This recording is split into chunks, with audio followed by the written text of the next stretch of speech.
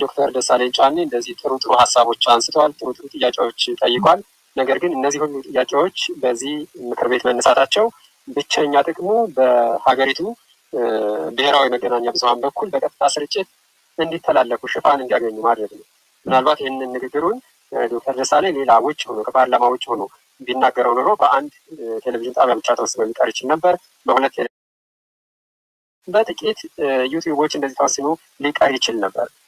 አሁን እዛ ሄዶ መናገሩ በፋና በኢቲቪ እንዲተላለፍ ከማድረግ በዘለለ ሌላ ጥቅም የለውም። አንድ የምክር ቤት አባል ደግሞ ምክር ቤት ውስጥ አባል ሆኖ ሲገባ የመጀመሪያ ዓላማው ህግ መሻር፣ ህግ ማጽደቅ ነው። የመጀመሪያ ስራው ይሄ ነው። ፓርላማው ራሱ የህግ መወሰኛ ምክር ቤት ነው አይደል? ህግ አውጪ ነው። ስለዚህ በዋናነት የአማራን ህዝብ ሊጎዱ ይችላሉ የሚላቸውን ህጎች የሚሽር የባህር ዳር ወኪል እንደሆነ የባህር ዳርን ህዝብ ሊጎዱ ይችላሉ የሚላቸውን ህጎች የሚሽር፣ ይጠቅማሉ የሚላቸውን ደግሞ ህዝቡ የወከለውን ህዝብ ይጠቅማሉ የሚላቸውን ደግሞ የሚያጸድቅ ነው መሆን ያለበት።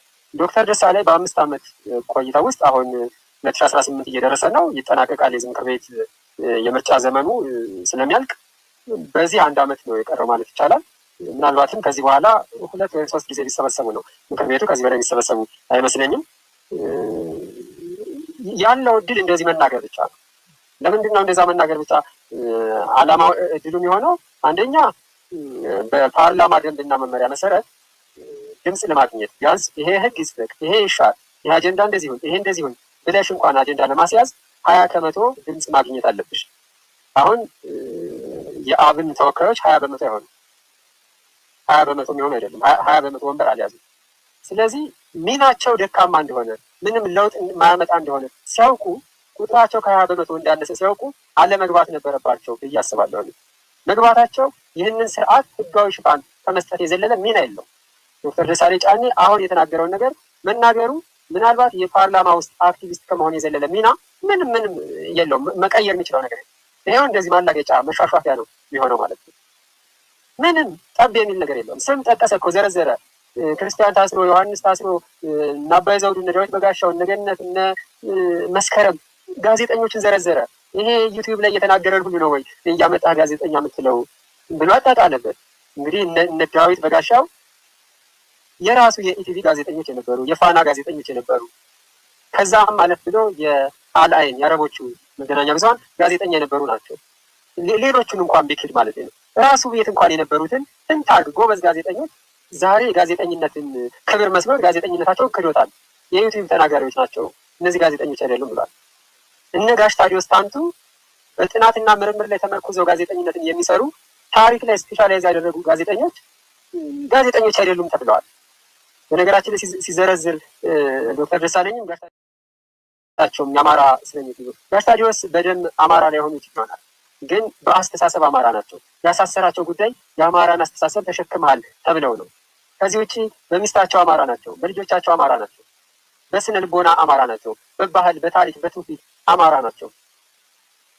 እሳቸውንም ከሌሎች ልነጥላቸው ምንችለው አይደለም። ምናልባት ጥያቄውን አስቀድመው ስለሚያስገቡ የፓርላማ አባላት የዶክተር ደሳለኝን ጥያቄ ቆርጠው አውጥተውበት ነው ብዬ አስባለሁ። ጋሽ ታዲዮስን ቆርጠው ያወጡበት ይመስለኛል። ሊሳሳት ይችል ይሆናል፣ ግን እንደዛ ገብታል። ግን እሳቸውን ዝም ብሎ ተራ የዩቲዩብ ተናጋሪ ነው የሚያደርጋቸው፣ ዩቲዩበር ነው የሚያደርጋቸው፣ ጋዜጠኛ አይደሉም። ዩቲዩበር ሲሆን ለምን ይታሰራል? ዩቲዩብ እኮ ሚዲየም ነው፣ ቻናል ነው አይደል እንዴ? ዩቲዩብ ላይ ያለ ሰው አገዛዙን የሚተች የሚቃወም አስተሳሰብ እስከያዘ ድረስ ለምን ይታሰራል?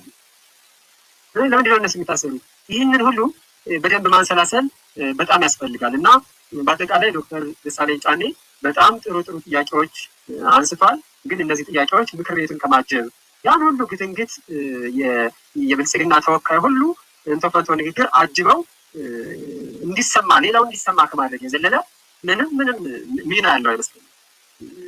እዚህ መናገሩ በቃ የአክቲቪስትነት ሚናን ነው እየሰጡት እንጂ ምንም ወደ ተግባር የሚቀየር ነገር ያለ አይመስለኝም። ስለዚህ ለዚህ ስርዓት ህጋዊ ሽፋን ከመስጠት ይልቅ ፓርላማ ተቀምጦ እሱም አንድ እግራችሁን ፓርላማ አንድ እግራችሁን በረሃ አድርጋችሁ የምትሰሩ እያለ ሊያሸማቅቀው እንደሞከረ ሁሉ 2 እግሩንም በረሃ ነው ማስገባት ያለበት። በቃ የአማራ ልኩ ይሄ ነው። የአማራ ክብሩ ይሄ ነው። አማራ ግማሽ ልብ ሆኖ አይጫወትም። አማራ ግማሽ ኑሮ አይኖርም። አማራ ወይ ይሞታል ወይ ይድናል። ታሞ አይኖርም አማራ። ዶክተር ደሳለኝ ጫኔ ታሞ መቀመጥ ያለበት እዛ ምክር ቤት ውስጥ የምክር ቤቱ ወንበር እየጎረበጠው መቀመጫውን እየወጋው ጠረጴዛው ክንዱን ሲያስደግፍበት ክንዱን እየጎሰመው እየወጋው እሾህ ላይ መቀመጥ የለበትም። የአማራ ወይ መሞት ወይ መዳን ነው። በቃ ታሞ መኖር ምንም መፍትሄ አይደለም። ከዛ ውጪ በሆነ መልኩ ግን ምክር ቤት ውስጥ እኖራለሁ ምን ካለ እኔ በበኩሌ እንደ አንድ አማራ ለእኔ እየታገለ እንደሆነ እኔን ወክሎ እንደሄደ በጭራሽ አልቆጥረውም። ከብአዴን ወኪሎች በተለየ መልኩ ላየው አልችልም። አማሮች ናቸው እነዛም እኮ አይደል ብአዴንን ወክለውም የገቡት ከእነሱ በተለየ መልኩ እሱን ቢሆን ላየው አልችልም እና በዛ መልኩ መታየት አለበት ብዬ አስባለሁ። በተረፈ ግን በጣም ጥሩ ጥያቄዎች ነው ያነሳው። ጥያቄዎች ግን ያለ ቦታቸው እየተነሱ ናቸው ብዬ አስባለሁ።